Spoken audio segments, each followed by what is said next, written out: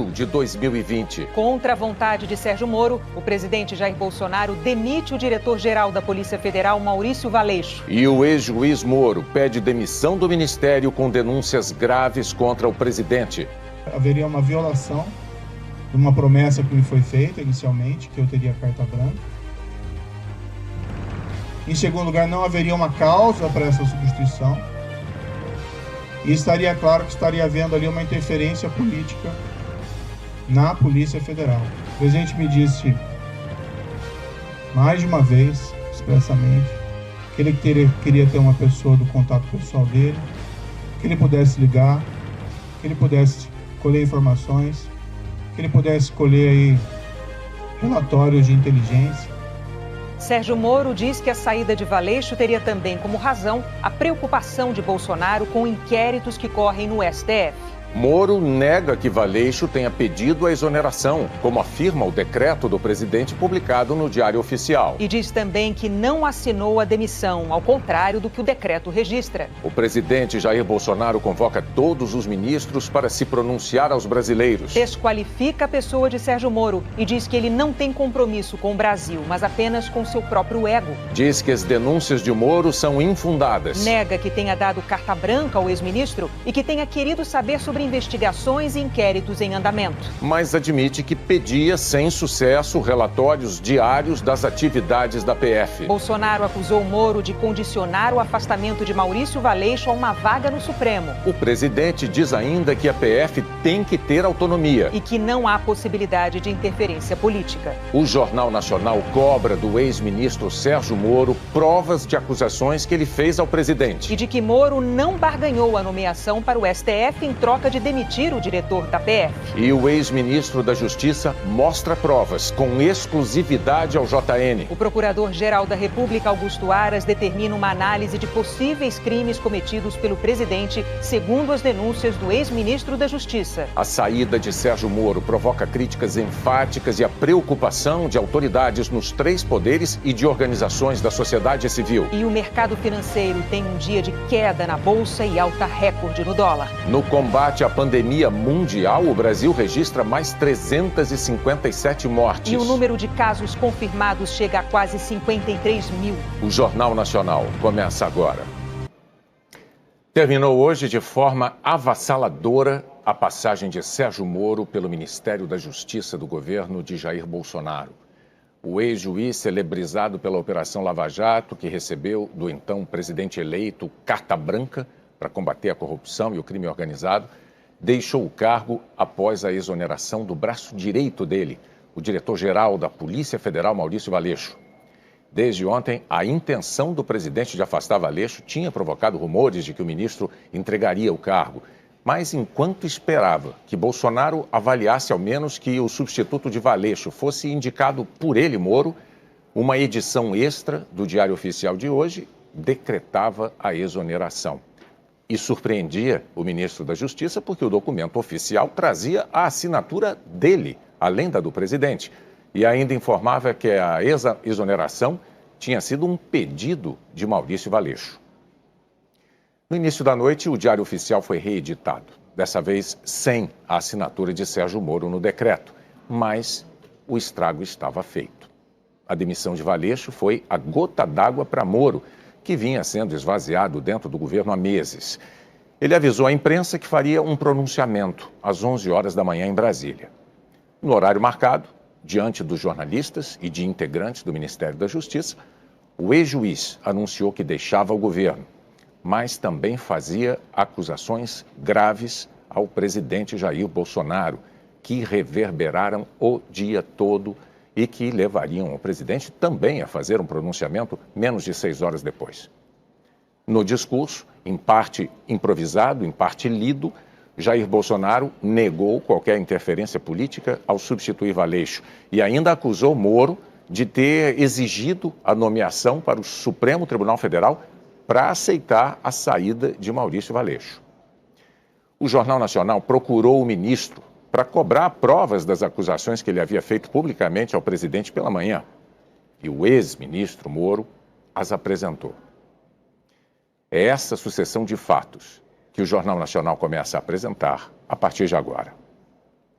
O ex-ministro Sérgio Moro começou o pronunciamento desta manhã dizendo que tentou evitar a crise política gerada pela sua demissão, que essa crise política acontecesse no momento em que o país enfrenta a pandemia do coronavírus, mas que não foi possível.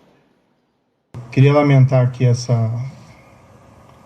evento, na data de hoje, nós estamos passando por uma pandemia, né, do Covid-19.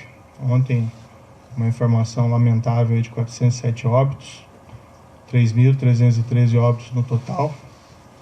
Então, durante essa pandemia, infelizmente, tendo que realizar esse evento, busquei ao máximo evitar que isso acontecesse, mas foi inevitável. Então, peço a compreensão de todos pela circunstância adversa, mas não foi por minha opção. Moro lembrou os termos em que foi convidado a integrar o governo do então presidente eleito e o compromisso de Bolsonaro de que lhe daria total autonomia no ministério. E fui convidado a ser ministro da Justiça e da Segurança Pública.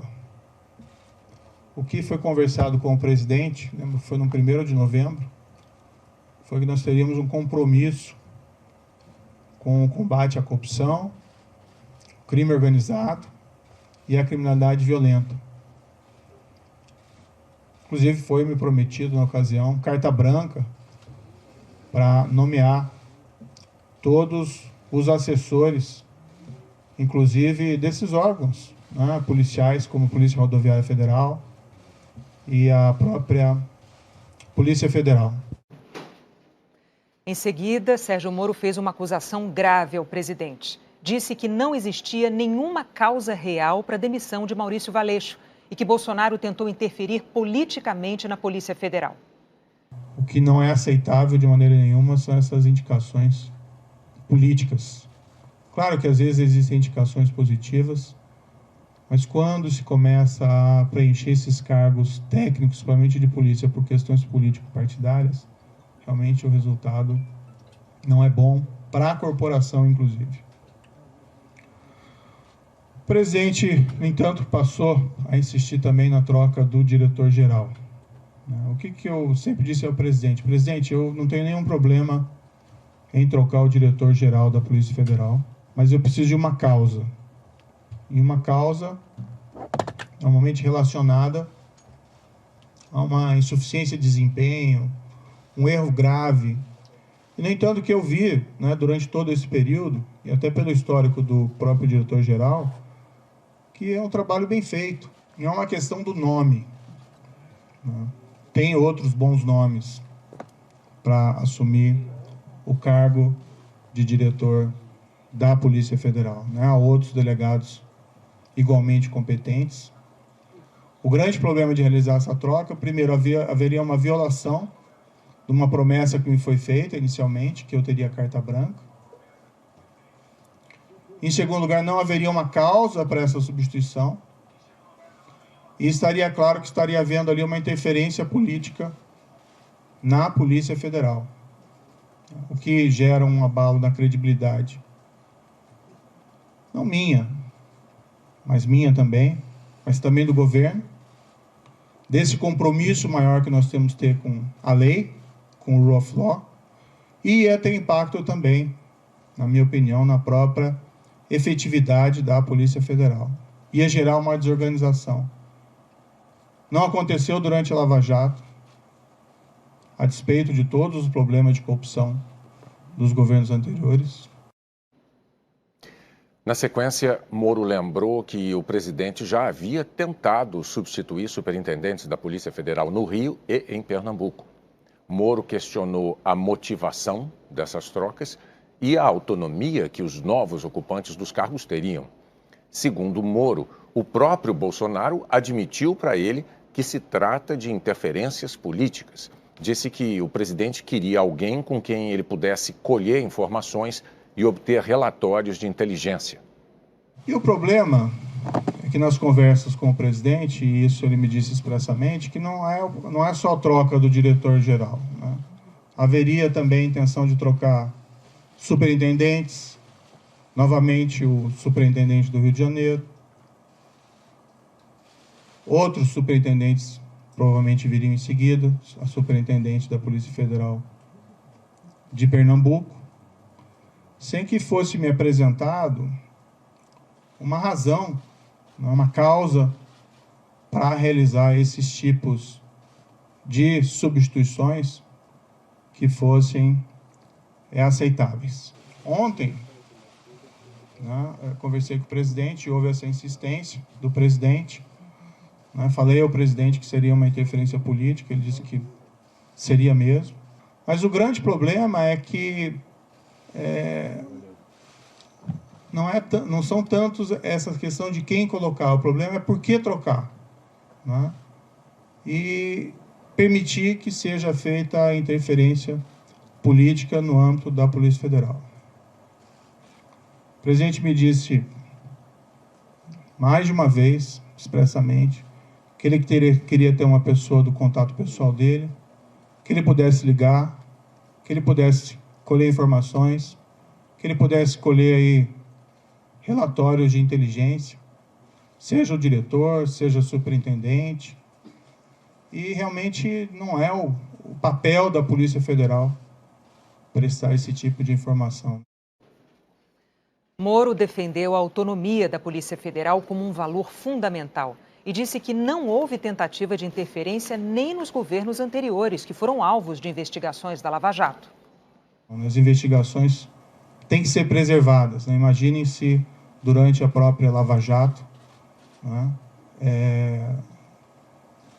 o ministro, o diretor-geral, o presidente, então presidente Dilma, o ex-presidente Luiz ficasse ligando para o superintendente em Curitiba para colher informações. Então, a autonomia da Polícia Federal, como um respeito aí à autonomia da aplicação da lei, seja a quem for, isso é um valor fundamental que nós temos que preservar dentro de um Estado de Direito. Sérgio Moro acusou Bolsonaro de tentar obter informações sobre inquéritos também no Supremo Tribunal Federal. Atualmente, o STF tem pelo menos 2 investigações que atingem diretamente Bolsonaro ou a família dele. Uma sobre fake news, que investiga ataques virtuais a autoridades e que poderia atingir o assim apelidado Gabinete do Ódio, que funcionaria dentro do Palácio do Planalto. A outra, aberta nesta semana a pedido do Procurador-Geral da República sobre manifestações antidemocráticas. No domingo passado, Bolsonaro discursou numa delas. O presidente também me informou que tinha preocupação com inquéritos em curso no Supremo Tribunal Federal e que a troca também seria oportuna da Polícia Federal por esse motivo. Também não é uma razão que justifique a substituição, até algo que gera uma grande preocupação. Sérgio Moro disse que não assinou a demissão de Maurício Valeixo e que a publicação da primeira versão do Diário Oficial, com a assinatura dele, não teve seu consentimento. A exoneração que foi publicada, eu fiquei sabendo pelo Diário Oficial, pela madrugada. Eu não assinei esse decreto. Em nenhum momento isso foi trazido, em nenhum momento o diretor-geral da Polícia Federal apresentou um pedido formal de exoneração.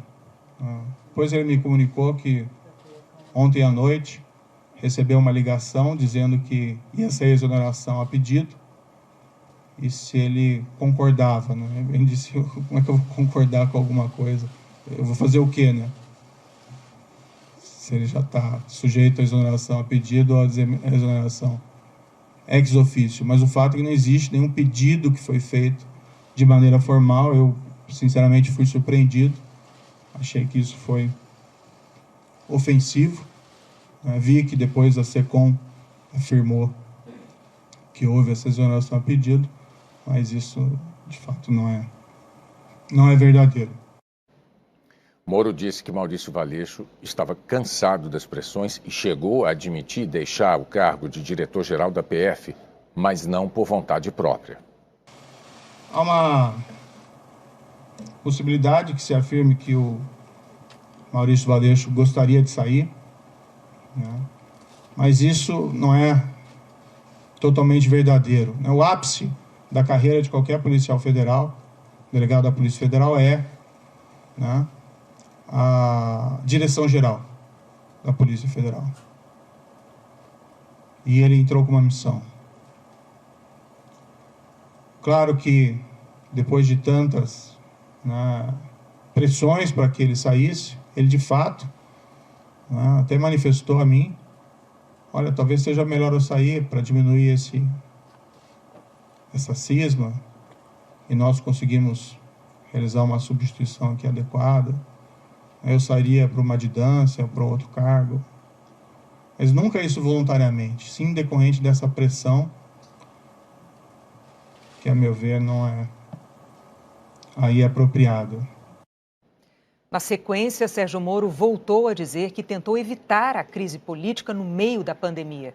Disse que tentou contornar a crise no Ministério e proteger a Polícia Federal, oferecendo ao presidente alguns nomes para colocar na direção da PF. Enfim, eu, né, sinto que eu tenho o dever de tentar proteger a instituição, a Polícia Federal. E por todos esses motivos, eu ainda busquei uma solução alternativa, para tentar evitar aí uma crise política durante uma pandemia. Acho que o foco deveria ser o combate à pandemia, mas entendi que eu não podia aí deixar de lado esse meu compromisso com o Estado de Direito. No momento em que disse que estava se demitindo, Moro voltou a se posicionar contra a interferência política na Polícia Federal. No futuro, né, eu vou começar a empacotar minhas coisas e vou providenciar aqui o meu encaminhamento da minha carta de demissão. Eu, infelizmente, não tenho como persistir com o compromisso que assumi, sem que eu tenha condições de trabalho, sem que eu tenha condições de preservar a autonomia da Polícia Federal para realizar os seus trabalhos, ou sendo forçado a sinalizar uma concordância com uma interferência política na Polícia Federal, cujos resultados são imprevisíveis. Moro disse que vai procurar um emprego, que não enriqueceu no serviço público e se colocou à disposição do país para ajudar.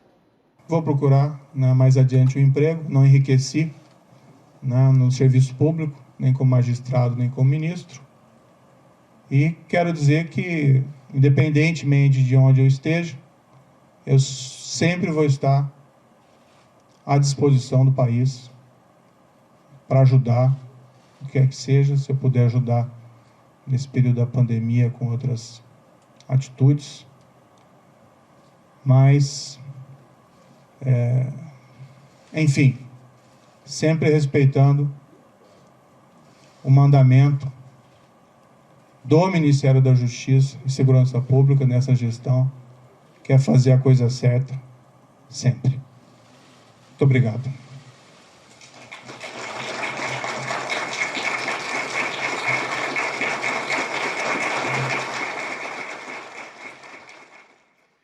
O ex-juiz Sérgio Moro deixa o governo 512 dias depois de ser anunciado por Bolsonaro como o então futuro ministro da Justiça.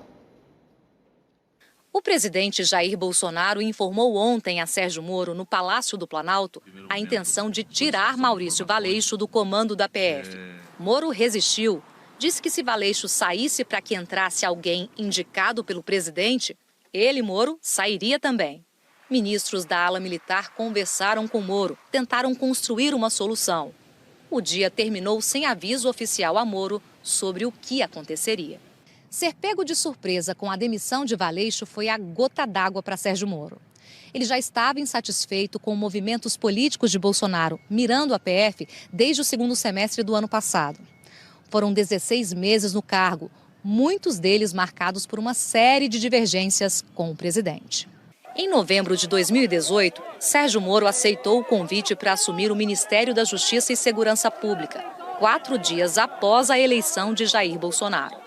À época, o presidente Bolsonaro prometeu carta branca, garantiu que não iria interferir no trabalho de Moro, a começar pela escolha da equipe. Ele pegou a medida da Justiça, é integralmente dele o Ministério, sequer influência minha existe em qualquer cargo lá daquele Ministério.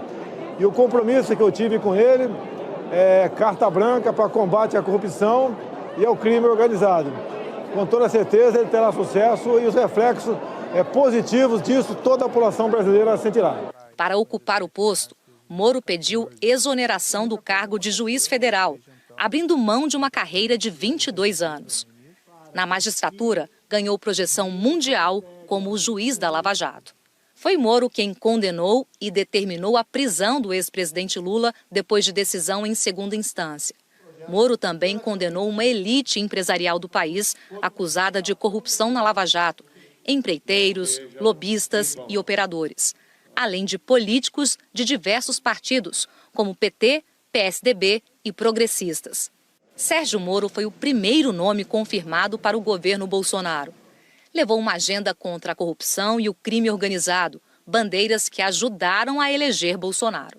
Ele se tornou o ministro mais bem avaliado do primeiro ano do governo, com um apoio popular maior do que o do próprio presidente, segundo pesquisa Datafolha. Nos bastidores, o protagonismo causou incômodo e os atritos com o presidente não tardaram. Em fevereiro do ano passado, Sérgio Moro apresentou o chamado pacote anticrime, com medidas contra a corrupção, crime organizado e crimes violentos. O Congresso desidratou o pacote, retirando bandeiras de Moro como cumprimento de pena após a condenação em segunda instância. E aprovou o juiz de garantias, uma espécie de juiz da investigação. Moro era contra essa proposta. Moro pediu a Bolsonaro que vetasse parte do pacote, mas o presidente não vetou. Outro embate envolveu o COAF, o Conselho de Controle de Atividades Financeiras. Bolsonaro se irritou quando Moro tentou mudar a decisão do presidente do Supremo Tribunal Federal, Dias Toffoli, que restringiu o compartilhamento de dados do antigo COAF com a polícia e o Ministério Público. A decisão do ministro do Supremo suspendeu parte das investigações contra o senador Flávio Bolsonaro, filho do presidente. O Ministério Público e a Polícia Federal investigam Flávio Bolsonaro por suspeita do esquema de rachadinha na época em que era deputado estadual no Rio. Em maio do ano passado, o Ministério da Justiça perdeu o COAF, transferido para o Banco Central, depois de decisão do Congresso. Em agosto, Bolsonaro chegou a anunciar a troca no comando da Superintendência da Polícia Federal no Rio de Janeiro e ameaçou substituir Maurício Valeixo. Ele é subordinado a mim, não ao ministro. Deixa bem claro isso aí. Eu é que indico, está na lei, o diretor-geral. Se eu não posso trocar um superintendente, eu vou trocar o diretor-geral. Aí não se discute isso aí. A Polícia Federal resistiu à interferência e emplacou no Rio um nome escolhido internamente. Valeixo seguiu no cargo. Em janeiro, Bolsonaro disse numa reunião com secretários de Segurança Pública e sem a presença de Moro, que poderia dividir o Ministério da Justiça e Segurança Pública em dois. Talvez, pelo anseio popular de ter dificuldade nessa área, ser talvez o ponto mais sensível em cada estado, essa possível recriação poderia melhor gerir a questão da segurança. É esse o entendimento dos senhores. Exatamente. Moro ficou contrariado e Bolsonaro recuou da ideia. Essa sequência de embates terminou hoje. À tarde, Moro se despediu dos funcionários do Ministério nesse evento fechado. E em uma carta, os servidores disseram que tenha certeza de que aqui ficaremos para dar continuidade ao trabalho realizado pelo senhor e pela sua equipe e que nós nunca deixaremos de fazer a coisa certa, do jeito certo e pelos motivos certos, assim como o seu exemplo nos ensina. O presidente Jair Bolsonaro assistiu ao pronunciamento de Sérgio Moro ao lado de militares do alto escalão do governo. Poucas horas depois, anunciou em uma rede social que falaria às 5 da tarde para, segundo ele, restabelecer a verdade sobre as demissões de Maurício Valeixo e Sérgio Moro. O pronunciamento de Bolsonaro foi no Palácio do Planalto. Todos os ministros foram convocados e estavam do lado dele. O presidente começou falando de improviso e acusou o ex-ministro de só ter compromisso consigo mesmo. Sabia que não seria fácil. Uma coisa é você admirar uma pessoa. A outra é conviver com ela, trabalhar com ela. Hoje pela manhã, por coincidência, tomando um café com alguns parlamentares, eu lhes disse: hoje vocês conhecerão aquela pessoa que tem um compromisso consigo próprio, com o seu ego e não com o Brasil. O que eu tenho ao meu lado, e sempre tive, foi o povo brasileiro. Hoje essa pessoa vai buscar uma maneira de botar uma cunha entre eu e o povo brasileiro. Isso aconteceu há poucas horas. Um breve histórico. Todos nós conhecemos o senhor Sérgio Moro, das suas decisões lá da Vara Federal de Curitiba. A Lava Jato já existia, mas ninguém nega o seu brilhante trabalho. O presidente admitiu que ofereceu autonomia a Moro no comando do ministério, mas disse que, no entendimento dele, autonomia não é soberania. Acertamos, como fiz com todos os ministros. Vai ter autonomia no seu ministério. Autonomia não é sinal de soberania. A todos os ministros, e a ele também, falei do meu poder de veto. Os cargos chaves teriam que passar pelas minhas mãos e eu daria o sinal verde ou não. Para todos os ministros foi feito dessa maneira. Mais de 90% desses cargos que passaram pelas minhas mãos, eu dei o sinal verde. Assim foi também com o senhor Valeixo. Até ontem, diretor-geral da nossa honrada e gloriosa Polícia Federal. Bolsonaro disse também que nunca dificultou o trabalho da Polícia Federal. Desde o começo, já se começou a falar que eu estava dificultando operações de combate à corrupção. Porque as operações, com muito menos intensidade, apareciam. Mas é óbvio que isso ia acontecer. Se as nossas indicações para ministérios, bancos oficiais e estatais não passavam por indicações partidárias, está na cara que a fonte da corrupção não era tão abundante quanto antigamente. Isso começou a bater sobre mim, como se eu tivesse contrário à Lava Jato. Isso não é verdade.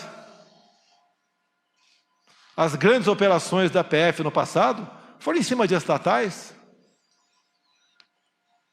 ou de empreiteiros que faziam obras e arrancavam recursos via bancos oficiais, em especial o BNDES. Nós botamos um ponto final nisso. Isso foi muito caro para mim. Poderosos se levantaram contra mim. E é uma realidade. É uma verdade. Eu estou lutando contra um sistema, contra o establishment. Em referência à frase de Moro de que tinha uma biografia a zelar, o presidente disse que tem um Brasil a zelar. No que depender de mim, não medirei esforços para que isso não aconteça. Dizer ao prezado ex-ministro Sérgio Moro, como o senhor disse hoje na sua coletiva, por 3 vezes, o senhor disse que tinha uma biografia a zelar. Eu digo a Vossa Senhoria que eu tenho um Brasil a zelar. Não apenas fiz um juramento quando sentei praça nos idos 1973, na Escola Preparatória de Cadetes do Exército em Campinas, em dar a vida pela minha pátria, se preciso fosse. Mais que a vida para a minha pátria, eu tenho dado. Eu tenho dado o desconforto da minha família. As acusações mais torpes possíveis, não só contra a minha família, bem como aqueles que estão ao meu lado. Bolsonaro negou que tenha querido saber sobre inquéritos em andamento, mas admitiu que pediu investigações para apurar fatos relacionados aos filhos e a ele próprio. Não são verdadeiras as insinuações de que eu desejaria saber sobre investigações em andamento. Nos quase 16 meses em que esteve à frente do Ministério da Justiça, o senhor Sérgio Moro sabe que jamais lhe procurei para interferir nas investigações que estavam sendo realizadas. A não ser aquelas, não vi interferência, mas quase como uma súplica sobre o Adélio, o porteiro e meu filho 04. Falava-se em interferência minha na Polícia Federal. Ora as bolas, se eu posso trocar o ministro, por que não posso, de acordo com a lei, trocar o diretor da Polícia Federal? Eu não tenho que pedir autorização para ninguém para trocar o diretor ou qualquer um outro que esteja na pirâmide hierárquica do Poder Executivo. Será que é interferir na Polícia Federal, quase que exigir e implorar Sérgio Moro que apure quem mandou matar Jair Bolsonaro? A PF de Sérgio Moro mais se preocupou com Marielle do que com seu chefe supremo. Cobrei muito deles aí. Não interferi. Eu acho que todas as pessoas de bem no Brasil querem saber. E entendo, me desculpe, senhor ex-ministro, entre o meu caso e da Marielle, o meu está muito menos difícil de solucionar. Será que pedir à Polícia Federal, quase que implorar, via ministro, para que fosse apurado o caso Marielle, no caso porteiro da minha casa 58, na Avenida Lúcio Costa, 3100? Quase que por acaso descobrimos, se não eu pedir para o meu filho ir na portaria e filmar a secretária eletrônica? Talvez até hoje ficasse a dúvida para todos que eu poderia estar envolvido nisso. Também apareceu que o meu filho 04 teria namorado a filha desse ex-sargento. Eu comecei a correr atrás. Primeiro eu chamei meu filho. Abre o jogo. Pai, eu saí com metade do condomínio. Nem lembro quem é essa menina. Se é que eu estive com ela. O presidente negou interferência e comparou a Polícia Federal, que é encarregada das principais investigações do país, com o Inmetro, que é uma entidade que cuida da regulamentação de pesos e medidas de produtos, para dizer que já atuou em outros ministérios. Quando se fala em interferência, tem aqui um ministro meu, tão importante quanto os demais, que nós somos uma corrente, nenhum elo é mais forte que a própria corrente, o Paulo Guedes. Quando eu vi que o Inmetro, que é um órgão parecido até, logicamente, cada um na sua função, com a Polícia Federal, com a PRF, com a Secretaria da Cultura, do Marcelo Arvantônio, entre tantas outras. Eu falei, Paulo Guedes, eu vou implodir o Inmetro. Porque o que eu descobri lá, nós não podemos deixar o povo sofrer dessa maneira. Queriam trocar 1.600.000 tacógrafos de motoristas, de viaturas, cada tacógrafo custando R$ 1.900. O presidente também admitiu que pedia, sem sucesso, relatórios diários das atividades da PF. Mas eu também quero que o ministro confie em mim. Sempre falei para ele, Moro, não tenho informações da Polícia Federal. Eu tenho que todo dia ter um relatório do que aconteceu, em especial nas últimas 24 horas, para poder bem decidir o futuro dessa nação. Eu nunca pedi para ele o andamento de qualquer processo. Até porque a inteligência com ele perdeu espaço na justiça. Quase que implorando informações.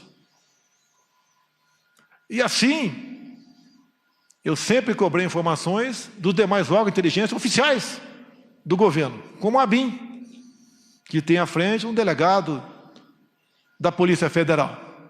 Uma pessoa que eu conheci durante a minha campanha e tem um nome e é respeitado pelos seus companheiros. O presidente Bolsonaro disse que, na conversa de ontem com Moro, houve um impasse sobre quem substituiria Valeixo e que falou em sorteio para a escolha do novo diretor-geral. E conversando ontem com o Moro, entre muitas coisas, até que chegou na questão Valeixo. Eu falei, está na hora de botar um ponto final nisso. Ele está cansado, está fazendo como pode o seu trabalho. Pessoalmente, não tenho nada contra ele. Conversei poucas vezes com ele durante 1 ano e 4 meses. Sim, poucas vezes, mas conversei com ele. E a maioria das vezes estava o Sérgio Moro do lado. Então, eu falei que amanhã, dia de hoje, o Diário Oficial da União publicaria a exoneração do senhor Valeixo. E, pelo que tudo indicava, a exoneração a pedido. Bem, ele relutou, o senhor Sérgio Moro, e falou, mas o nome tem que ser o meu. Falei, vamos conversar. Por que tem que ser o seu e não o meu? Ou então vamos pegar, já que não tem interferência política, técnica ou humana, pegar os que têm condições e fazer um sorteio. Por que tem que ser o dele e não possivelmente o meu? Ou um de consenso entre nós dois? E eu lembrei da lei de 2014, que a indicação é minha, é prerrogativa minha. E o dia que eu tiver que submeter a qualquer um subordinado meu, eu deixo de ser presidente da República. Jamais pecarei por omissão. Falei para ele, quero um delegado, que pode não ser o seu, pode não ser o meu, mas que eu sinta, além da competência óbvia, se bem que isso é uma coisa comum entre os delegados da Polícia Federal, que eu possa interagir com ele. Por que não? Eu interajo com os órgãos de inteligência das Forças Armadas, se preciso for, eu interajo com a ABIN, interajo com qualquer um do governo, sempre procuro o ministro. Mas, numa necessidade, eu falo diretamente com o primeiro escalão daquele ministro. Isso não é quebra de hierarquia, é necessidade. Bolsonaro acusou Sérgio Moro de aceitar o afastamento de Maurício Valeixo desde que ele, Moro, fosse indicado para uma vaga no Supremo Tribunal Federal. E mais, já que ele falou em algumas particularidades, mais de uma vez, o senhor Sérgio Moro disse para mim, você pode trocar o Valeixo sim, mas em novembro, depois que o senhor me indicar para o Supremo Tribunal Federal. Me desculpe, mas não é por aí. Reconheço as suas qualidades em chegando lá, se um dia chegar, pode fazer um bom trabalho, mas eu não troco. Bolsonaro negou que quisesse ser blindado. Não é para me blindar, porque eu não estou em curso em nenhum crime. A mídia, outras instituições já me botaram de cabeça para baixo, chacoalharam tudo, desde o primeiro momento. Não é uma pessoa, porventura, faz algo de errado e está do nosso lado. Você tem que ser responsabilizado e o tempo todo ser cobrado por isso.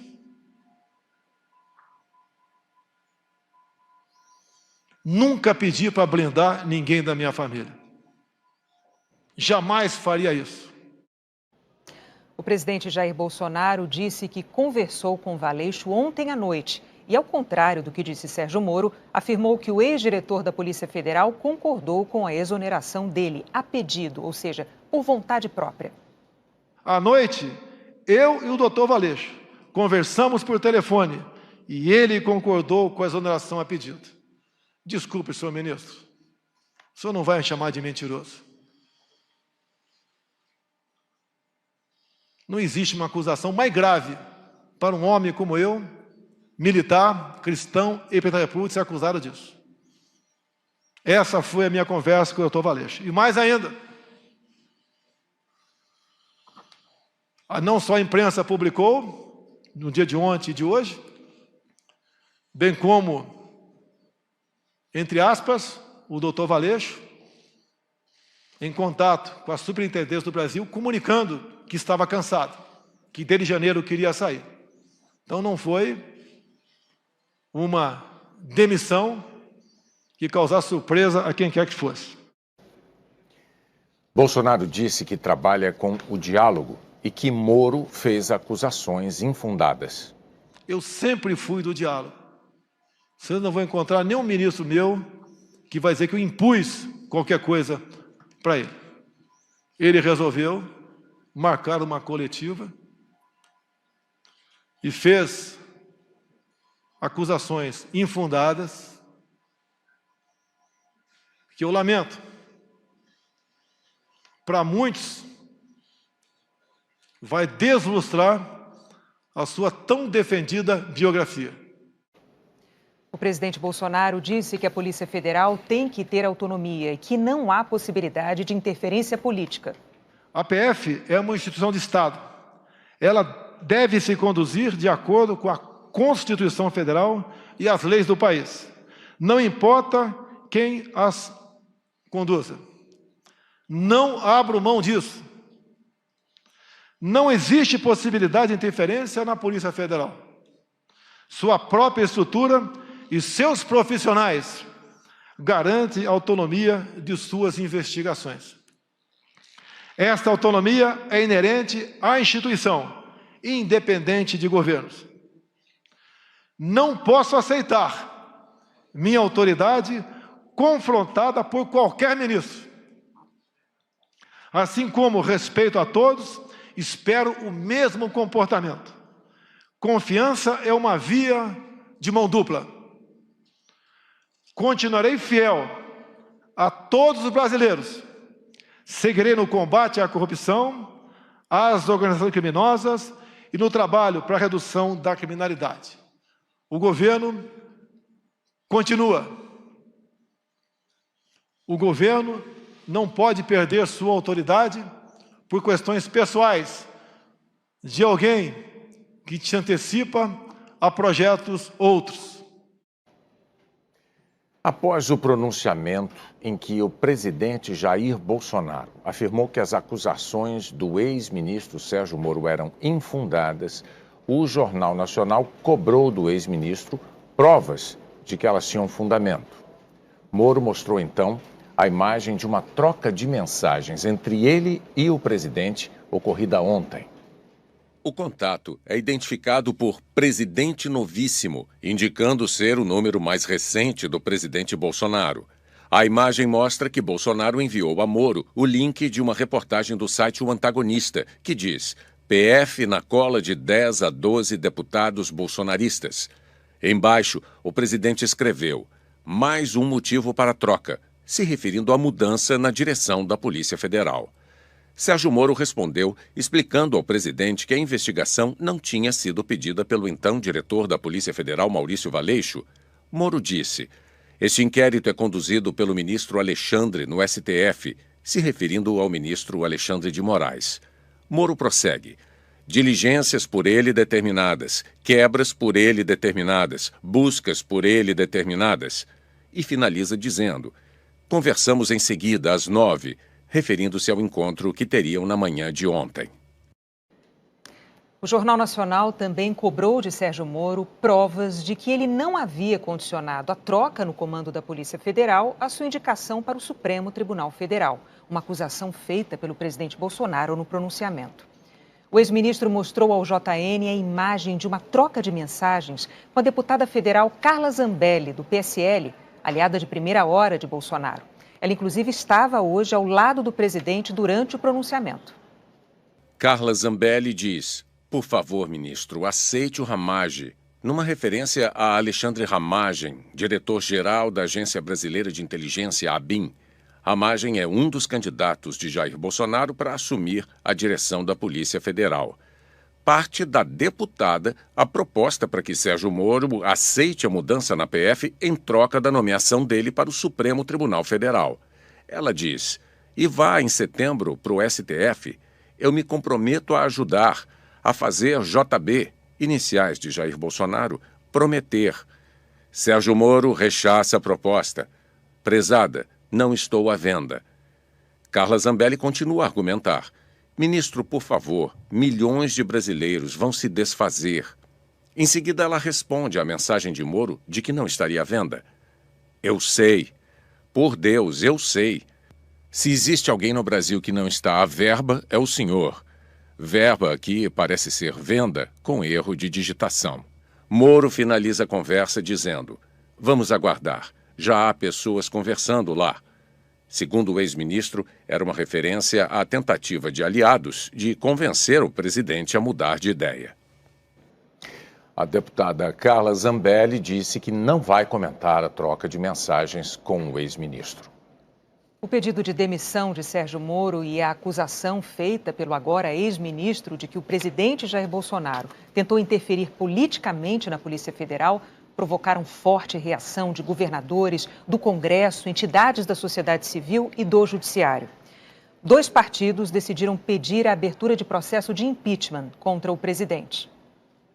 As críticas ao presidente Jair Bolsonaro vieram até de aliados políticos dele.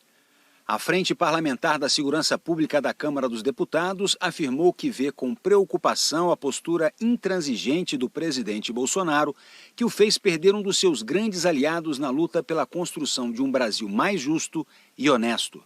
A força-tarefa da Operação Lava Jato no Paraná manifestou repúdio às noticiadas tentativas de interferência do presidente na Polícia Federal em investigações e de acesso a informações sigilosas, e afirmou que é inconcebível que o presidente tenha acesso a informações sigilosas ou que interfira em investigações. O presidente da Associação Nacional de Procuradores da República, Fábio Jorge Cruz da Nóbrega, considerou muito graves as declarações apresentadas por Moro, que sinalizam, segundo ele, a ocorrência de crime de falsidade ideológica e de responsabilidade do presidente da República, na assinatura de ato inexistente de exoneração a pedido do diretor-geral da PF, bem como de crime de responsabilidade, na tentativa de interferência na regularidade de investigações. Ambas as ocorrências precisam ser devidamente apuradas. A Federação Nacional dos Policiais Federais disse que Moro cumpriu seu papel com dedicação e comprometimento, garantindo a independência da Polícia Federal durante todo o período que ocupou o cargo. A Associação dos Magistrados Brasileiros reconheceu a gestão responsável de Sérgio Moro à frente do Ministério da Justiça e Segurança Pública. A Associação Nacional dos Membros do Ministério Público manifestou irrestrita confiança na importância da democracia para o Brasil. Reiterou o reconhecimento da excelência do trabalho desempenhado pelo ministro Sérgio Moro em toda a sua atuação profissional, especialmente à frente do Ministério da Justiça e Segurança Pública, onde sua dedicação aos temas de combate à corrupção e à criminalidade grave sempre esteve viva. O movimento Transparência Internacional disse que o Brasil sofreu um gravíssimo retrocesso para a luta contra a corrupção e mais um estarrecedor avanço autoritário sobre seu regime democrático. A interferência política sobre as instituições de controle já era um problema que vinha se agravando no governo Bolsonaro, erodindo a independência duramente conquistada por estes órgãos e que garantiram os avanços recentes do país no combate à corrupção.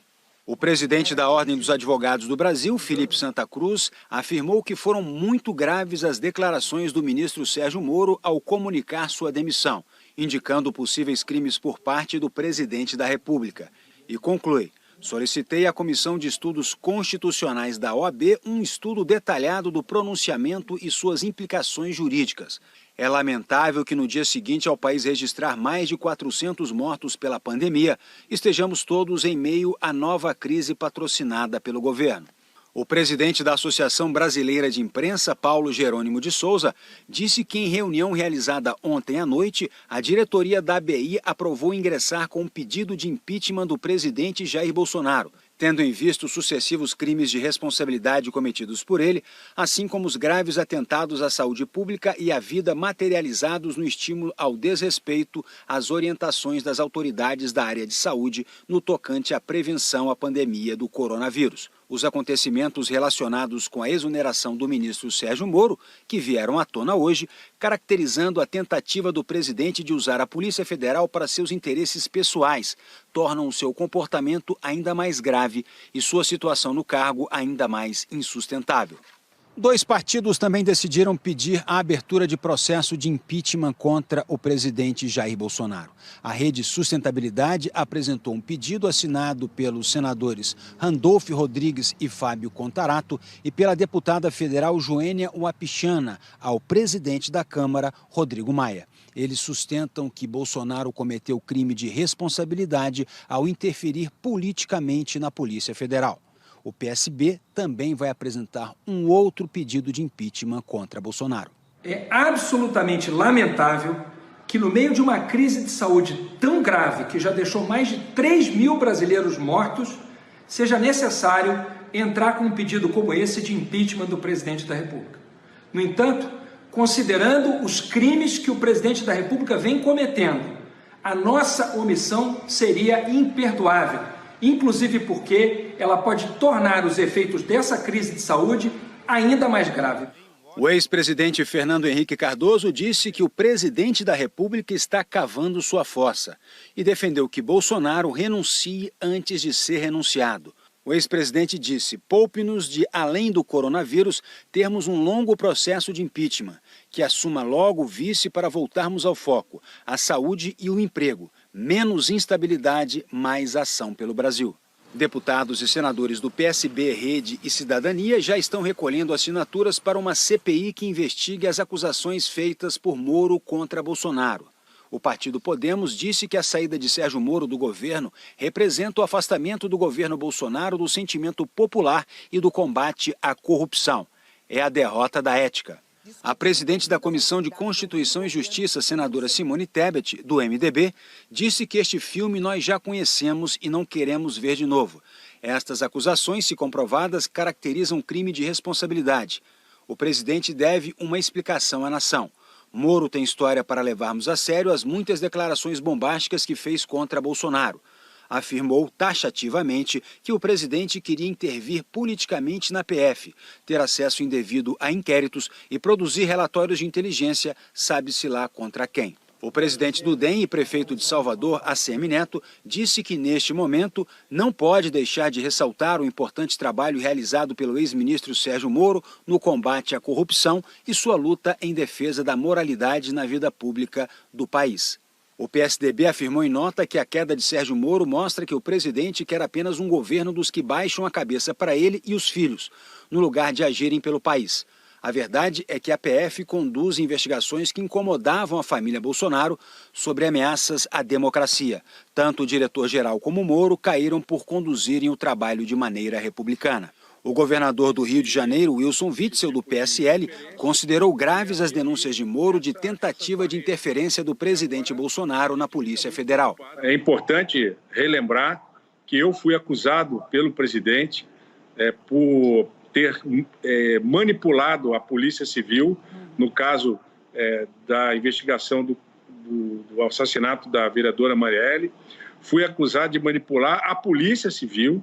Fui acusado de manipular o Ministério Público e até o Poder Judiciário. É uma declaração que me causou muito desconforto, me causou uma série de ataques na internet, fake news, uma série de rotulações como traidor, como subversivo. E ver o ministro Moro pedir demissão exatamente porque o presidente disse a ele que quer ter informações diretas com a Polícia Federal sobre investigações, isso é muito grave. O governador de Minas, Romeu Zema, do Partido Novo, afirmou: lamento profundamente a saída de Moro do Ministério da Justiça. Manifesto minha admiração por tudo que Moro representa ao país no combate à corrupção, seja como juiz ou ministro. O Brasil agradece o trabalho e dedicação daquele que trouxe mais esperança para o nosso povo. O governador do Pará, Helder Barbalho, do MDB, disse que Moro foi um grande parceiro e que, com seu apoio, o Estado atravessou crises e reduziu a violência, que continua em queda histórica no Pará. E concluiu: o país perde um colaborador da maior grandeza.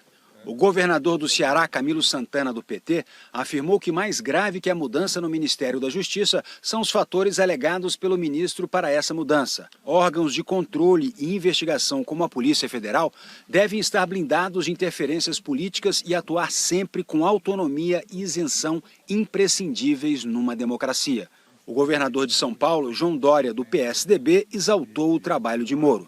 A saída de Sérgio Moro é um golpe na justiça, um golpe na liberdade e um golpe na democracia do Brasil. E lamento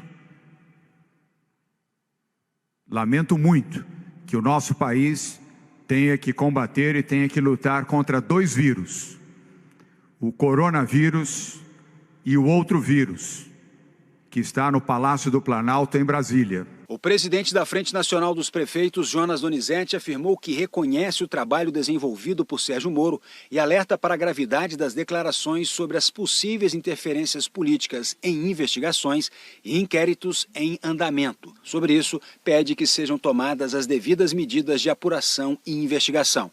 O país precisa saber do que se tratam essas denúncias. A demissão de Sérgio Moro também provocou reações no Supremo Tribunal Federal. O ministro Luiz Roberto Barroso afirmou que Moro é o símbolo de um processo histórico, a Lava Jato. Ele disse que a saída de Moro é mais um movimento que representa o arrefecimento do esforço de transformação do Brasil. O ministro Marco Aurélio afirmou que cresceu a admiração dele pelo ministro Sérgio Moro e lembrou que a Polícia Federal não é órgão de governo, mas de Estado. O pedido de demissão de Sérgio Moro foi destaque na imprensa internacional. Ao longo de todo o dia, os principais jornais e agências de notícias dos Estados Unidos e da Europa informaram detalhes sobre a saída de Moro do Ministério da Justiça, expuseram os motivos que o levaram a tomar a decisão de deixar o governo e também relataram as acusações que o ex-ministro fez ao presidente Jair Bolsonaro. A Bolsa de Valores de São Paulo despencou e a cotação do dólar bateu um novo recorde com a saída de Sérgio Moro do Ministério da Justiça. Foi um dia nervoso no mercado financeiro. O índice Bovespa, que já havia começado o dia em queda, despencou após o pronunciamento de Sérgio Moro e atingiu a maior baixa do pregão, com queda de 9,6%, muito próximo dos 10%, que acionaria o Circuit Breaker, o mecanismo que interrompe os negócios temporariamente. Ao longo do dia, o índice recuperou parte da perda, mas fechou em queda de 5,45%. Bolsa americana estava subindo, né? Preço do petróleo subindo. Então, assim, em princípio era um dia que era para ter sido mais calmo e os mercados brasileiros, especificamente, acabaram tendo baixas importantes, refletindo essa incerteza grande aí política. Hoje, a cotação do dólar disparou e fechou com forte alta, num novo recorde, apesar de o Banco Central ter vendido mais de 3 bilhões de dólares no mercado. No ano, a moeda americana se valorizou 40%, saindo de R$ 4,00 para os atuais R$ 5,65. Os investidores também ficaram inseguros com a possibilidade de o ministro da Economia, Paulo Guedes, ser o próximo a deixar o cargo. O sinal amarelo veio do anúncio de um programa de recuperação da economia focado em gastos públicos pela Casa Civil, sem a presença de Paulo Guedes na quarta-feira. Isso acendeu um alerta de divergências da equipe econômica com o restante do governo. A presença do ministro nesse pronunciamento, a menção foi feita a ele, acho que de alguma forma diminui um pouco dessa ansiedade. Em cenários de incerteza como o que vivemos, todo mundo foge do risco. A pandemia do coronavírus já havia afastado os investidores dos negócios. E a demissão do ministro da Justiça trouxe ainda mais insegurança e receio de que o conflito na política possa prejudicar ainda mais a economia. Foram eventos surpreendentes e bastante graves. O importante é que a gente consiga o mínimo, né, de governabilidade e de ação do Congresso para que não interrompamos as medidas aí emergenciais ligadas aí ao controle da pandemia, à proteção do emprego, da renda, apoio às empresas, enfim, é um momento que já se configurava como dramático, né? Não precisávamos, é claro, ter tido esse episódio aí que aumenta enormemente o grau de incerteza e certamente cobrará algum preço em termos da recuperação da economia. E uma correção. O governador do Rio de Janeiro, Wilson Witzel, é do PSC e não do PSL, como dissemos há pouco na reportagem, com a repercussão da demissão de Sérgio Moro. O Procurador-Geral da República, Augusto Aras, pediu ao STF a abertura de um inquérito para apurar as declarações de Moro. Serão investigados o ex-ministro e o presidente Jair Bolsonaro.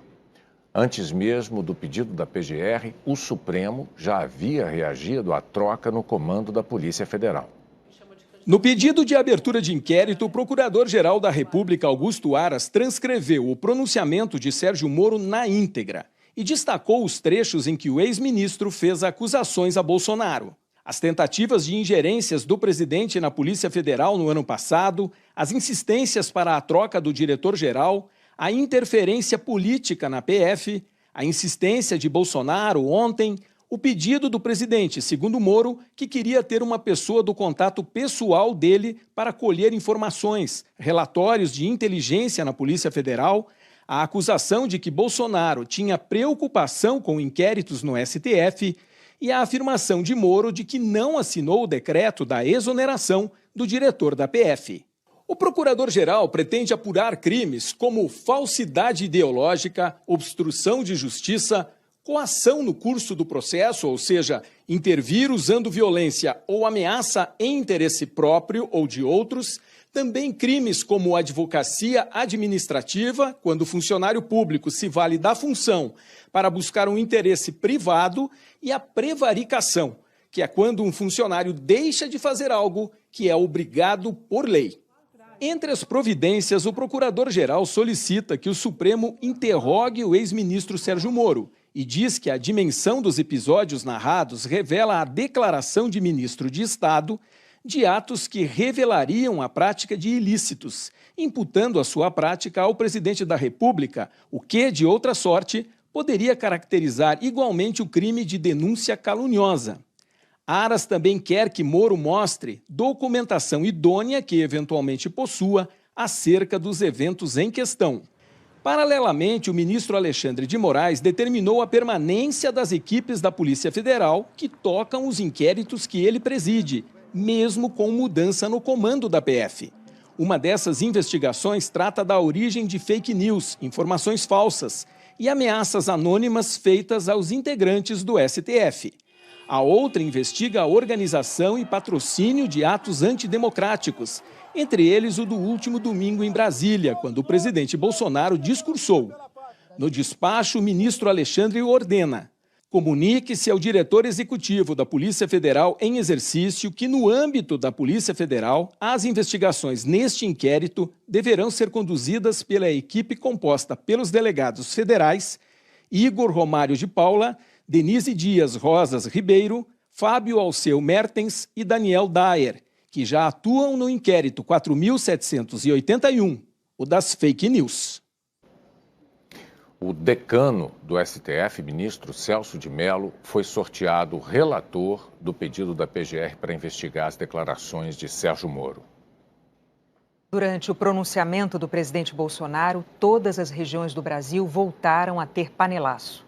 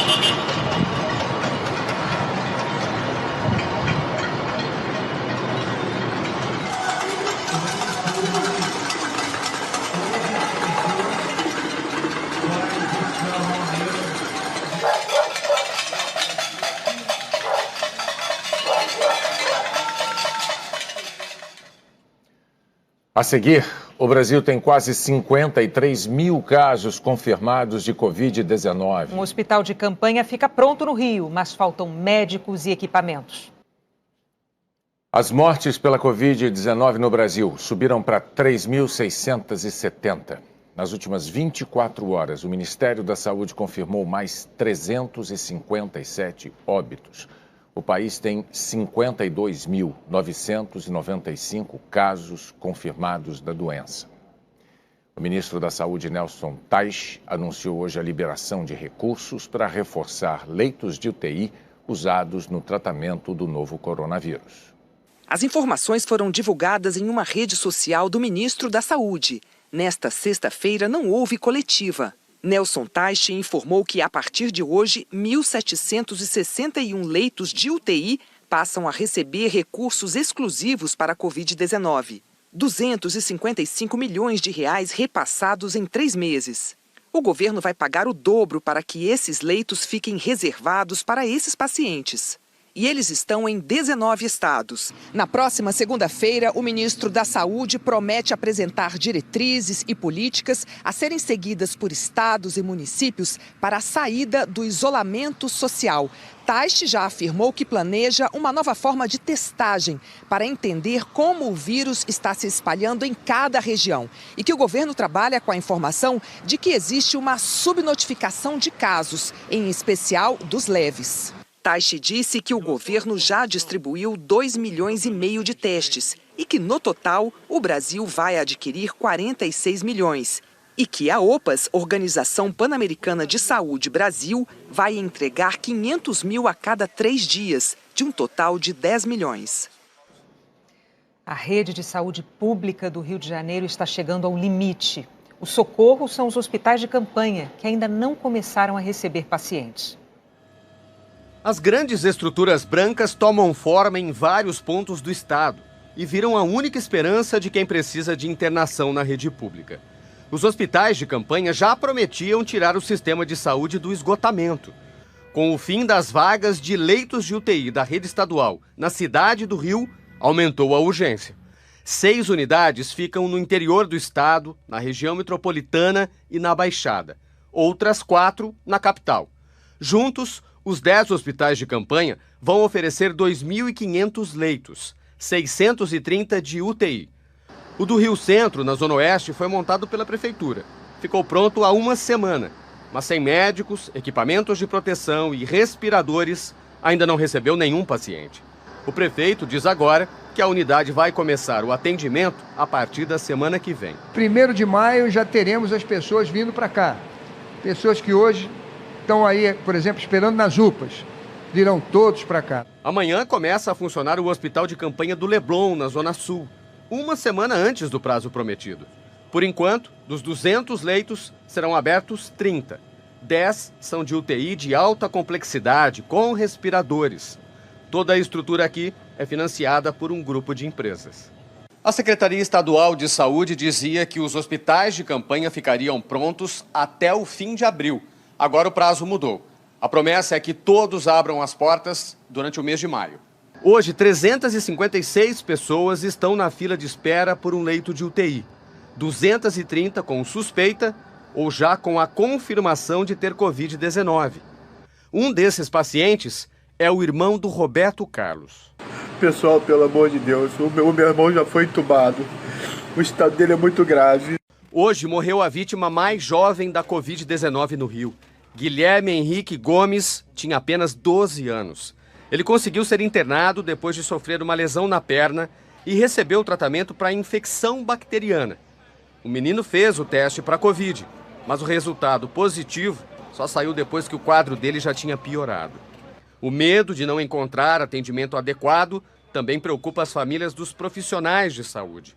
O meu filho não tinha os equipamentos de proteção. Meu filho usava uma máscara como essa aqui, ó, para lidar na emergência. Regina era mãe de Alan Patrick do Nascimento, técnico de enfermagem de 38 anos. A família diz que Alan começou a se sentir mal no dia 10 de abril e foi internado no próprio hospital em que trabalhava. Com quadro grave, ele foi transferido para o único hospital da rede estadual que ainda tem leitos, em Volta Redonda, a 120 quilômetros da capital. Alain morreu na última quarta-feira e foi enterrado hoje no Rio. A mãe, a mulher e a filha dele tiveram que se despedir à distância. Eu sou uma mãe, eu tô aqui no cemitério, sabe? Sem poder velar meu filho aqui à distância. Nós não podemos chegar perto. O caixão tá lacrado, mas eu vim aqui para vocês verem a que ponto nós chegamos. Estamos enterrando os nossos filhos, queridos. O Hospital de Campanha do Leblon, na zona sul do Rio de Janeiro, montado num terreno do Estado, foi financiado por um grupo de empresas, a Rede DOR de Hospitais, que vai administrar o hospital, e a Bradesco Seguros, as lojas americanas, o Instituto Brasileiro de Petróleo e o Banco Safra. O governador do Rio, Wilson Witzel, disse hoje que só vai autorizar a reabertura do comércio quando 30% dos leitos de UTI estiverem vagos. Ele anunciou que cada atividade econômica terá um protocolo de reabertura para que o Estado volte gradualmente à normalidade, o que ainda não tem prazo para acontecer. Segundo o governador, o primeiro passo é a inauguração dos hospitais de campanha. O Ceará registrou o maior número de mortes e de casos de Covid-19 no período de 24 horas. Um salto preocupante na estatística. Com um acréscimo de 406 novos resultados positivos para o vírus e mais 33 mortes num prazo de 24 horas, o Ceará passou dos 5.000 casos da doença, com 293 mortes. A maioria das mortes aconteceu em 5 bairros da periferia de Fortaleza. E, segundo a Prefeitura, contribuíram para isso a falta de isolamento social e a gravidade dos casos que chegaram aos hospitais. E boa parte dos que têm ido a óbito tem tido uma característica que é a demora na procura do primeiro atendimento, do primeiro diagnóstico. Na porta do hospital destinado só para pacientes da Covid-19, o agente funerário veio buscar mais um corpo. Por dias a gente faz 3, 4, no momento que a família perde o seu ente querido. É triste porque eles não vão poder velar. Isso aumenta o desespero de quem tem parentes internados aqui. Que todo dia sai óbito daqui. Em Fortaleza, os leitos de UTI para o tratamento da doença estão com 92% de ocupação. Há uma escassez de leitos de UTI porque faltam respiradores e ventiladores. Há uma necessidade de recuperação dos equipamentos, de treinamento das equipes que vão usar os equipamentos nas UTIs e nas UPAs. Uma parceria entre o Senai e a Secretaria Estadual de Saúde recuperou 20 respiradores. Mas o Estado ainda espera para o dia 30 de abril a chegada de 200 aparelhos comprados da China. E a pandemia em Manaus abriu uma nova frente: a infecção e morte de PMs. Já são 10 policiais militares do Amazonas mortos pelo novo coronavírus. Entre eles, o 3º sargento Clevilande Menandes dos Santos, de 61 anos. De manhã ele estava bom e à tarde ele já não estava bom. Quando foi às 4 horas da tarde ele deu entrada no estado de óbito e faleceu. Outros 30 policiais militares estão afastados depois de terem exames confirmando a infecção. E mais 150 PMs também estão sem trabalhar, com suspeita da doença. A situação hoje eu vejo como desesperadora. Por quê? O policial militar, ele está, depois da saúde, ele é o braço forte que está na linha de frente, na rua, para combater essa infecção. Mas o policial não está imune. De acordo com a Associação dos Policiais Militares e Bombeiros do Amazonas, os equipamentos de proteção individual, os EPIs, não são suficientes para atender a demanda da corporação. Muitos militares acabam trabalhando sem proteção. Às vezes está escasso, às vezes falta. E isso só triplica o número de infecção dentro da categoria, dentro da tropa. Isso para nós também é alarmante. Nos hospitais, as ambulâncias continuam fazendo fila em busca de internações. E mesmo quem consegue ser atendido enfrenta um sistema já em colapso. O seu Zeferino Lemos, de 69 anos, ficou internado por 3 dias. Morreu hoje de madrugada. Meu pai chegou aqui andando. Meu pai falava. Quando eu fui ver a primeira vez o meu pai estava em cima de uma poltrona com o pé em cima da cadeira, porque não tinha leito para colocar meu pai. A Polícia Militar do Amazonas afirmou que as declarações do representante da Associação de Cabos e Soldados da PM são falsas. que testes são feitos todos os dias, que os policiais em serviço recebem diariamente equipamentos de proteção individual e que todos os veículos estão sendo higienizados. As mortes causadas pelo coronavírus no país estão sobrecarregando o serviço de verificação de óbitos. Thaís contou que a mãe, de 65 anos, morreu em casa ontem à tarde. Dona Nazaré estava com câncer. A família disse que até o início desta manhã não tinha conseguido a remoção do corpo. O meu cunhado foi lá, falaram que eles vinham buscar 8 horas da manhã. A gente está aqui ainda com o corpo dela e não vieram nem aqui, não deram nem satisfação, nada. 20 horas depois, parentes ainda esperavam a chegada do corpo ao Centro de Perícias Científicas em Belém. Eu acho isso uma falta de respeito com o ser humano. Na sede do Centro de Perícias, vários corpos aguardavam o transporte das funerárias dentro de um caminhão frigorífico. 8 pessoas morreram em apenas um dia. A pandemia do coronavírus sobrecarregou o Serviço de Verificação de Óbitos do Estado, que investiga mortes por causas naturais. O governo do Pará disse que reforçou o trabalho de remoção na região metropolitana de Belém, com 2 novas equipes. De ontem para hoje, o número de mortes pela Covid no Pará aumentou de 53 para 86. E os casos confirmados do coronavírus passaram de 1.500. Hoje, o uso das máscaras passou a ser obrigatório em Belém. A prevenção pode ajudar a diminuir a procura por atendimentos na rede pública municipal, que funciona no limite. A prefeitura disse que algumas UPAs não estão recebendo novos pacientes e todos os leitos de UTI do município estão ocupados. A falta de médicos é outro problema. O governo do Pará está chamando médicos cubanos para trabalhar na rede estadual e do município de Belém. 32 começaram a atender no hospital de campanha. O Conselho Regional de Medicina do Pará afirmou que os médicos cubanos não estão registrados no CRM e que, nesse caso, o exercício da medicina é ilegal. A Secretaria de Saúde do Pará declarou que o governo do estado assumiu todos os cuidados éticos e de responsabilidade pela contratação dos médicos cubanos e que espera a compreensão de todos nesse grave momento de emergência na saúde pública. Depois do afrouxamento da quarentena na região metropolitana de Goiânia, passageiros estão enfrentando atraso e aglomeração na hora de pegar um ônibus. Terminais lotados, tanto na hora de ir para o trabalho quanto na de voltar para casa. Com a reabertura de alguns comércios e serviços nesta semana, mais gente passou a depender dos ônibus. Só que depois das empresas alegarem prejuízos com a quarentena, a Justiça autorizou a redução da frota. O tumulto na hora de embarcar tem levado passageiros e também os motoristas ao desespero. Quando os ônibus estão com todos os assentos ocupados, a ordem é que os motoristas não parem nos pontos de embarque. E o que se vê são pessoas numa longa espera e muito próximas, em meio a uma pandemia. A gente fica desconfortável, né? Mas a gente tem família, precisa sair de casa para trabalhar, a gente corre o risco, né?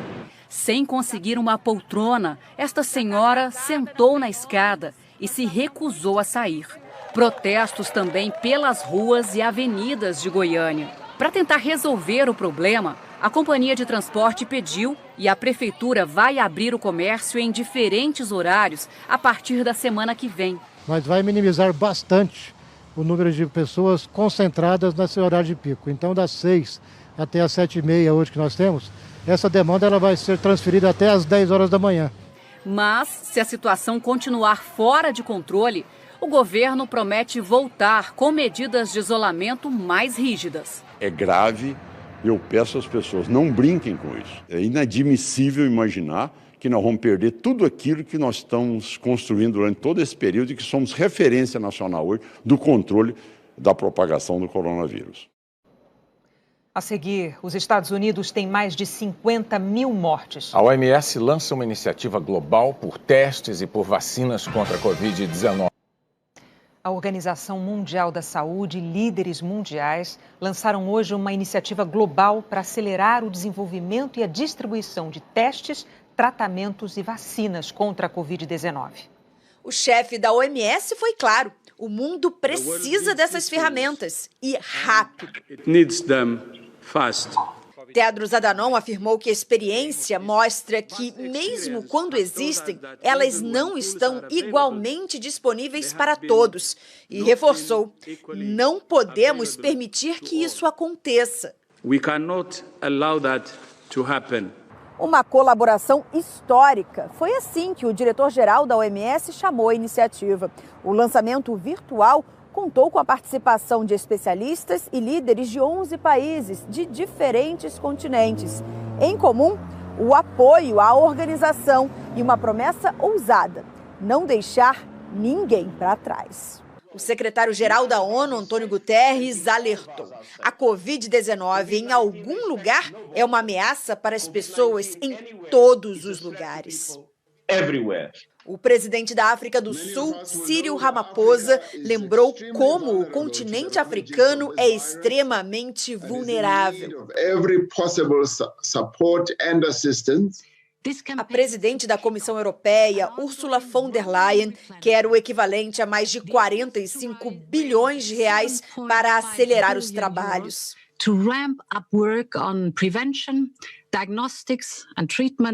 O primeiro-ministro da Espanha, Pedro Sánchez, afirmou que a solidariedade e o multilateralismo são a única maneira de avançar e destacou a importância de produzir testes, tratamentos e vacinas em larga escala e a preços acessíveis.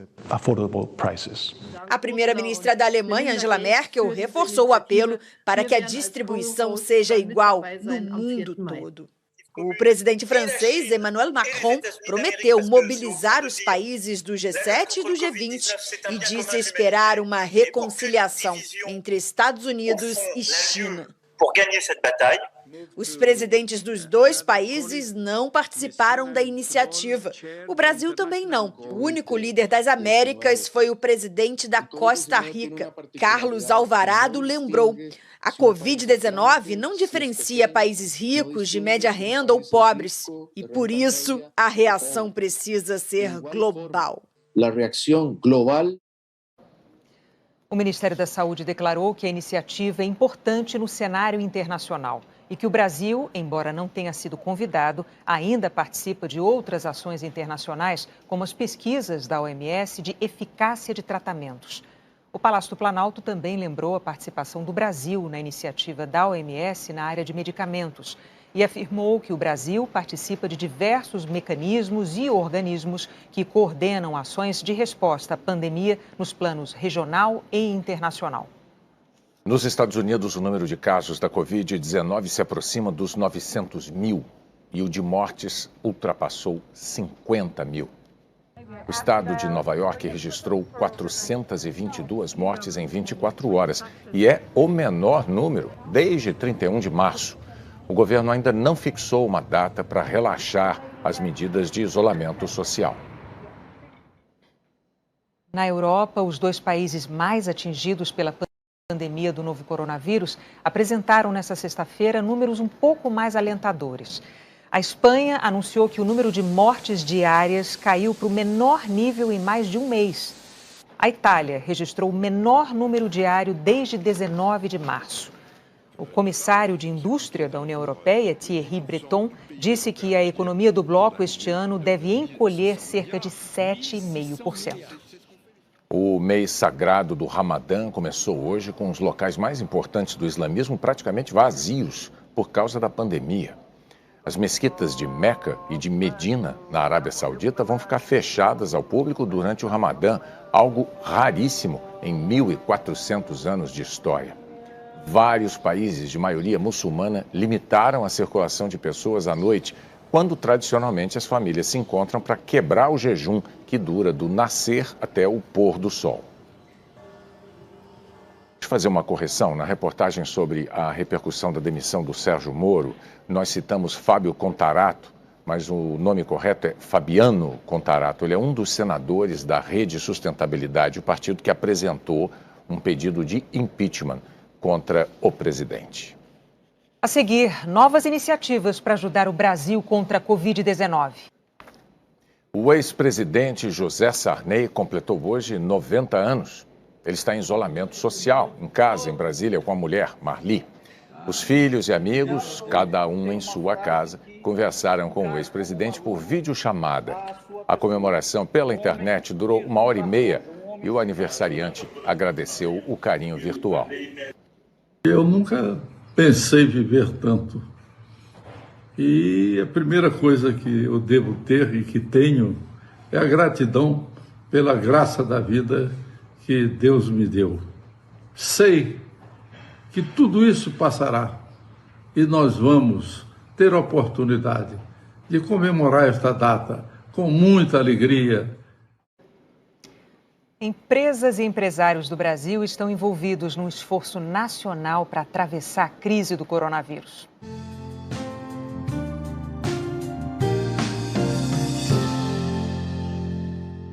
A Nestlé destinou mais de 55 milhões de reais em iniciativas de ajuda durante a pandemia. Foram mais de 800 toneladas de alimentos, bebidas e complemento nutricional para lares de idosos, abrigos, comunidades pobres e cooperativas de catadores. E 1,5 milhão de ovos de Páscoa para hospitais e populações vulneráveis. Outras doações da Nestlé. 350 mil equipamentos de proteção individual para a Cruz Vermelha, 470 mil máscaras para o Ministério da Saúde e para 15 cidades onde a empresa atua, e 3 milhões de reais para a iniciativa Apoie um Restaurante. Nós somos uma empresa muito importante no Brasil, nós estamos presentes em 99% dos lares brasileiros e nós temos não somente a obrigação, mas o desejo de poder compartilhar e ajudar o mais que podemos. A Stone, empresa de pagamentos e serviços financeiros, doou 5 milhões de reais para a construção do hospital de campanha do Parque dos Atletas, no Rio. E mais 500 mil reais para a compra de 10 mil testes da Covid-19 destinados ao Hospital das Clínicas de São Paulo. A Stone também destinou 30 milhões de reais para um fundo de ajuda a clientes da empresa impactados pela crise e também criou uma linha de microcrédito de 100 milhões de reais para comerciantes. Essa crise é uma crise que tem início, meio e fim, ela vai passar e a vida vai seguir. Esse é o momento de se reinventar, esse é o momento de engajar, esse é o momento onde a liderança vai fazer muita diferença. E eu não tenho a menor dúvida que juntos nós sairemos mais fortes e mais capacitados para ajudar a construir esse país mais forte, esse país com o futuro que ele merece.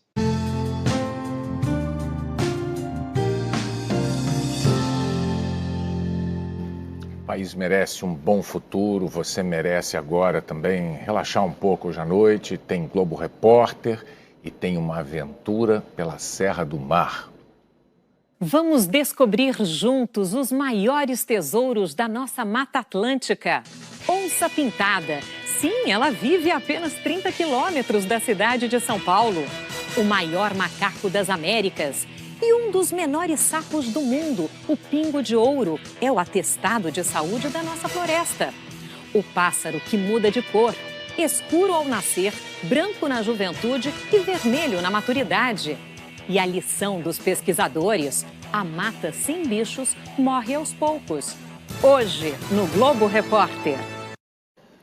São 10h05 da noite no horário de Brasília. Os fatos do dia nos obrigaram a avançar com uma edição maior hoje do Jornal Nacional, mas acabou. Agora tem Fina Estampa, tem BBB 20 na sequência, e o Globo Repórter e o Jornal da Globo. Boa noite para você. Boa noite, bom fim de semana.